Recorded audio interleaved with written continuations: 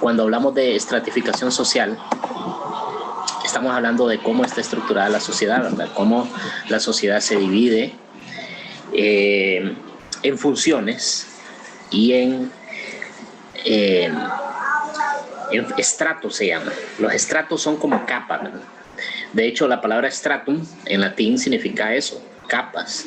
Así como cuando usted hace un estudio geológico, se va dando cuenta que a medida va abriendo la tierra y va escarbando hacia abajo, va encontrando diversas capas, ¿verdad? Donde hay más piedra, más arcilla, más materia orgánica. Entonces, así en la sociedad se divide por esas capas, esos estratos. Entonces se considera que las desigualdades se originan en las diferentes actividades que las personas desempeñan en la sociedad. Bueno, no es lo mismo lo que hace, por ejemplo, un médico en un hospital, un cirujano práctico, a lo que hace, por ejemplo, un albañil. O sea, no es lo mismo en el sentido de que son actividades diferentes que generan ciertos privilegios. Por ejemplo, el médico es mejor pagado debido a sus estudios, a la profesión que alcanza, ¿verdad? Y el albañil, como no tiene estudios especializados, entonces le pagan menos. Entonces, ahí se va a generar una desigualdad en la sociedad. Pero esa desigualdad va dependiendo de varios factores. No toda desigualdad es injusta, ¿verdad? Ni toda igualdad es justa. Pero en este caso, que hablamos de la estratificación, vamos a hablar de las desigualdades en general. En la sociedad moderna existen actividades que requieren estudios, como la de la medicina que les estaba poniendo, o la de la docencia que yo estoy ejerciendo.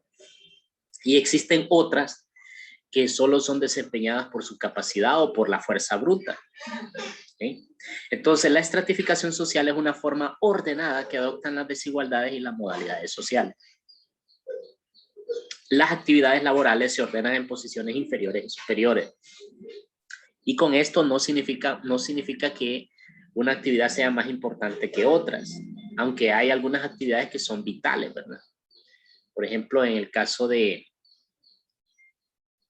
la medicina, que estábamos utilizando el ejemplo, es una actividad que es vital. Entonces, en ese sentido tendría más importancia una atención médica que una construcción, en ese sentido. Entonces, como definición, podemos decir que hay una conformación de grupos horizontales de acuerdo a criterios establecidos y reconocidos que representan la desigualdad social en bienes y atributos, valorados con una jerarquía social en una forma generalmente citada. Por ejemplo, para que se entienda más fácil, existen consejos, que es un fenómeno universal y una explicación de la desigualdad social y no es su justificación. Ustedes observan aquí esta pirámide. Estamos hablando de una pirámide social capitalista. En el sistema de las democracias liberales en las que vivimos, las personas con más dinero están arriba. Y al final, el dinero mismo es el más importante en estas sociedades. ¿Esto es positivo o es negativo? Por lo general, cuando nosotros tomamos como lo más importante el dinero, estamos equivocados, porque lo más importante no es el dinero, aunque tenga importancia. Ahora, el dinero como tal no es ni bueno ni malo, depende del uso que se le dé. En este sentido, las desigualdades sociales por ingresos a veces son injustas, ¿verdad? Porque hay carreras que son bien pagadas y otras que injustamente son mal pagadas. Vamos a poner, por ejemplo, el caso de los jugadores de fútbol profesional. Los jugadores de fútbol profesional de los equipos grandes, de las ligas grandes de fútbol, ganan cantidades de dinero exorbitantes. Y poniendo por ejemplo otra vez a un cirujano o un médico gana poquito comparado con lo que gana un jugador de fútbol profesional. ¿Qué es más importante para la sociedad? ¿Un jugador de fútbol o un médico? Entonces ahí es donde también a veces las desigualdades nos hacen plantearnos ideas de las prioridades que tenemos como sociedad y que a veces están desordenadas. Ahora bien, los tipos de estratificación social serían los rasgos parentales o los estatutos sociales, que es la posición de un individuo dentro de una sociedad, o los rasgos parentales de un individuo dentro de una sociedad, que puede ser, por ejemplo, cuando alguien nace en un grupo social ya definido, por ejemplo, la clase alta, los hijos de los millonarios, Los hijos de los millonarios adquieren ese estatus social por herencia, no por mérito, ni por capacidad, sino porque lo heredan y nacen en lo que se llama una cuna de oro. ¿Okay? Ahora, en las clases sociales, también en la estratificación social también se habla de castas. Ya este es un sistema rígido y cerrado, por ejemplo, lo que hay en el país llamado la India, donde hay un grupo social que es el que tiene todos los privilegios, el que dispone todo el orden, y las demás personas tienen que obedecer y hacer caso. Ese tipo de ordenamiento social o de estratificación social es algo antiguo que ya casi no se usa, solo en algunos países como la India, donde lo utilizan actualmente, las castas. Aquí en América, en tiempos de la colonia, también se usó un sistema algo parecido a las castas, pero desapareció con la independencia. Las clases sociales tendríamos también relación de propiedad sobre recursos y fuentes de ingresos. Aquí hablamos de que en las clases sociales modernas lo que influye son los recursos y las fuentes de ingresos. Básicamente tendríamos clase alta, clase media y clase baja. La clase alta son los multimillonarios, la clase media son las personas que viven relativamente cómodos y la clase baja son los pobres, las personas que solo dependen de un salario mínimo para sobrevivir. Es la mayoría por lo general. En Honduras más del 65% de la gente es pobre. Y cuando decimos pobre, es pobre en situación de calamidad, en situación difícil. Hay otro 20-25% que son pobres, pero tienen que comer. Y hay un pequeño porcentaje de que son muy millonarios y viven con mucho lujo, ¿verdad? Entonces, ahí hay una desigualdad y una falta de distribución de la riqueza del país, ¿verdad? Y eso es lo que hace que surjan partidos políticos, ideologías, que digan de que este sistema genera una desigualdad social injusta.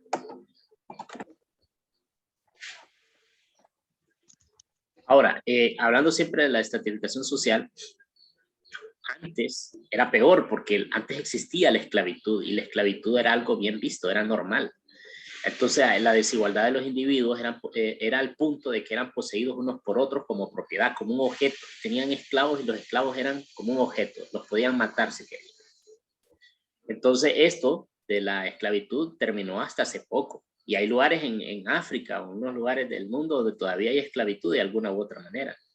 Entonces, pero ya no se considera algo políticamente correcto. En el mundo la esclavitud está mal vista, ¿verdad?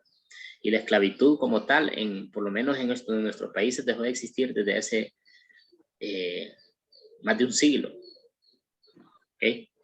Los estamentos serían otro orden social donde en la Edad Media, sobre todo hace más de 1000 años, la organización social estaba basada por las clases sociales llamadas los nobles, que eran los aristócratas, la gente de dinero, de honor, de prestigio, que controlaban a los campesinos que cultivaban la tierra y que ellos eran los de la clase baja. Los nobles eran las personas que heredaban un título nobiliario, ¿verdad? Por ejemplo, el conde, el duque, la duquesa, el rey, la reina, todos eran de una nobleza, de unas personas que se creían superiores a los demás por su sangre. Eso ya no existe, eso está en desuso. Y existen actualmente en España o en Inglaterra reyes, reinas, pero no tienen el poder político que tenían antes, ¿verdad? Solo son como un patrimonio tradicional de esos pueblos. Pero esto ya no se utiliza, ¿verdad? Esto de la nobleza. El clero, más que todo la Iglesia Católica en algún tiempo tuvo mucho privilegio, tuvo mucho poder temporal, político, y también pertenecía a las clases sociales altas, sobre todo los obispos y los cardenales. Los sacerdotes de las parroquias, pues no, ellos eran pobres, ¿no? Pero en un tiempo, específicamente en la Edad Media, sí tenían mucho prestigio y en la escala social estaban bien arriba. La estratificación social se establece en relación a ejes o dimensiones. Vamos a mencionar así rápidamente el ingreso. El ingreso es la capacidad que usted o su familia tienen para obtener dinero y para poder consumir. El prestigio es el estatus social que usted obtiene, ya sea por ser una persona reconocida, por ser una persona esforzada, le genera cierto prestigio. Hay gente que en sus profesiones adquieren prestigio. Es un excelente abogado, un excelente doctor, se vuelven famosos porque son excelentes en lo que hacen. Esa es la forma de adquirir prestigio actualmente. Prestigio no es lo mismo que fama. Hay gente que tiene fama pero no tiene prestigio. La fama es algo transitorio que se da por cuestión de que las personas colectivamente ven que alguien, por ejemplo, un cantante, le va bien y tiene muchas ventas de sus discos, entonces adquiere fama, pero quizá no es una persona con talento, porque ahora hay muchos cantantes que no tienen talento y son famosos. Muchos, los más populares por lo general.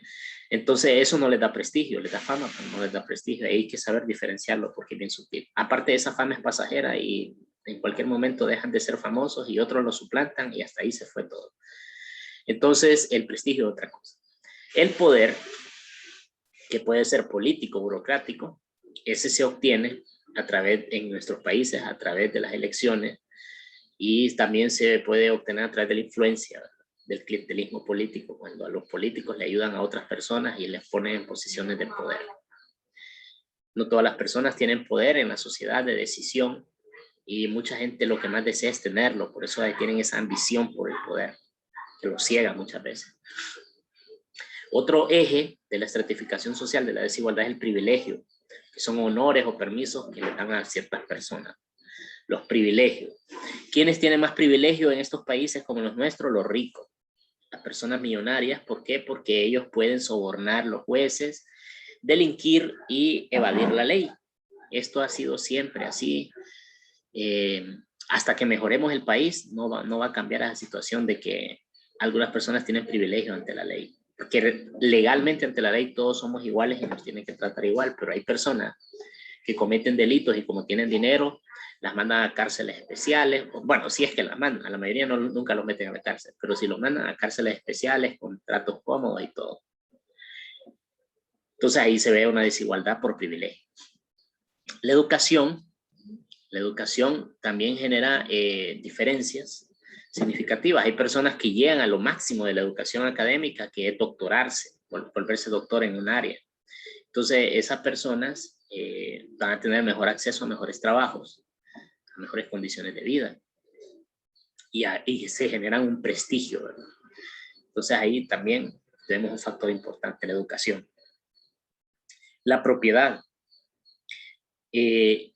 Hay gente, bueno, hay dentro de las clases sociales de nosotros, hay personas que están en una mejor clase social por ser terratenientes, por tener muchas tierras o muchos edificios de alquiler. Los hacen tener una posición privilegiada, ¿verdad? La religión, credo y conocimiento dogmático de identidad divina. Algunas personas aprovechan la religión para ponerse en una situación de privilegio. Por ejemplo, los grandes pastores de las iglesias grandes que tienen mucho dinero, que andan con trajes carísimos y con carros de lujo. Estas personas utilizan la religión, utilizan la buena fe de las personas y utilizan el diezmo para ellos mismos y generan una división social también. El trabajo.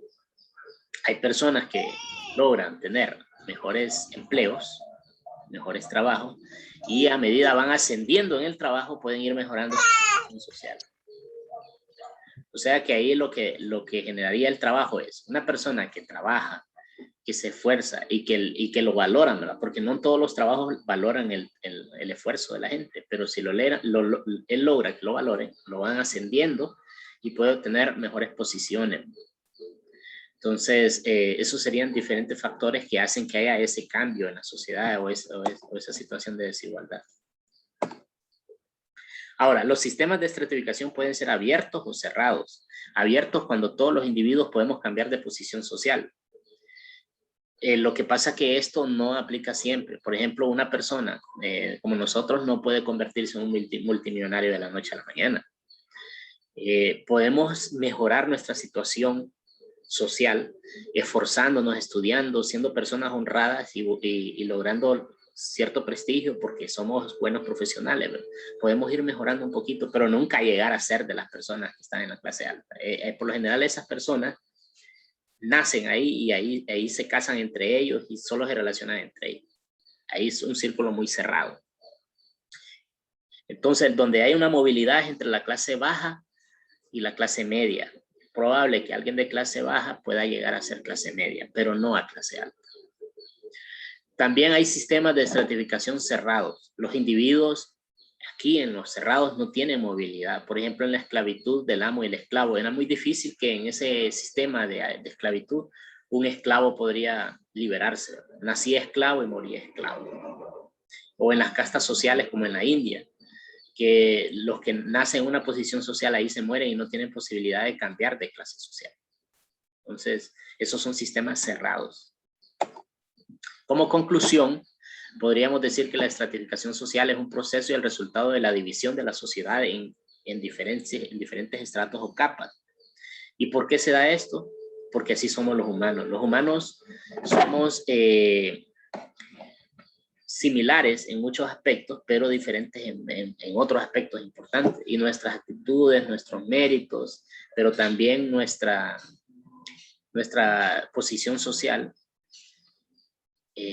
está definida, se define desde una estructura grande, ¿verdad? Desde una ideología y desde un sistema que nosotros individualmente muy difícil podemos cambiar, a menos que como colectivo, como pueblo, como ciudadanos, entre todos se ponen de acuerdo y decimos, no, ya no queremos este tipo de sociedad con estas desigualdades, queremos otro modelo. Entonces ahí es posible que haya cambio, pero por lo general se nace y se sobrevive en ese estrato social. Entendemos las desigualdades existentes entre las distintas personas. O hay una estructura social general de una sociedad que se está formando por un conjunto de subestructuras interconectadas entre sí de formas muy diversas. Otros objetivos del milenio, aparecen estas dos personas aquí que dicen, me dejas un momento el tuyo para la cosa que quiero, que entienda el mío. Y entonces aquí tenemos una persona que dice tengo hambre y otra que está exigiendo trabajo digno. Y ellos dos son las personas que tienen privilegios en la sociedad, que controlan la sociedad. ¿Ok? Entonces, así como Natalia Hernández, que ahorita va a perder 10 puntos, y la estoy anotando, así en la sociedad se dan ese tipo de situaciones, ¿verdad? Hay gente que está en una mejor situación y luego baja. Hay gente que está en una buena situación y luego sube. Entonces usted lo que va a hacer en su cuaderno es un esquema, ¿verdad? Un resumen del tema y me lo van a mandar para el día viernes. Eso solamente. Entonces si tienen alguna pregunta, ahorita los vamos a dar la oportunidad.